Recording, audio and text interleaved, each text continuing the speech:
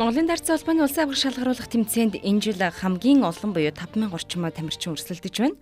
Өнөөдөр Монгол улсын хэмжээнд нэгэн зэрэг 8 төрлийн спортын улсын аврах шалгаруулах тэмцээн явагдаж байгаагаас дайрцсан аврах шалгаруулах тэмцээн хамгийн олон тамирчинтай байна. Хамгийн бяцхан тамирчин нь 7 настай бол хамгийн анхнд нь 80 төгссөн хүн байна. Тэмцээнд оролцож байгаа тамирчид ганцаарчилсан, хосын, багийн гэсэн төрлүүдэд өсвөр залуучууд, насанд хүрэхчид гэсэн 4 насны ангиллаар өрсөлдөж байгаа юм. Монголын сонгодог дайрцсан холбооноос улсын аврах шалгаруулах тэмцээнийг 12 дахь жилдээ зохион байгуулж байгаа бөгөөд улсын аврах шалгаруулах тэмцээн гэлтгүй цол улсын сонгодог дайрцсан холбооны Target Mongolia гэх дэлхийн цуврал тэмцээнийг Монгол улстай жилбэр зохион байгуулдаг.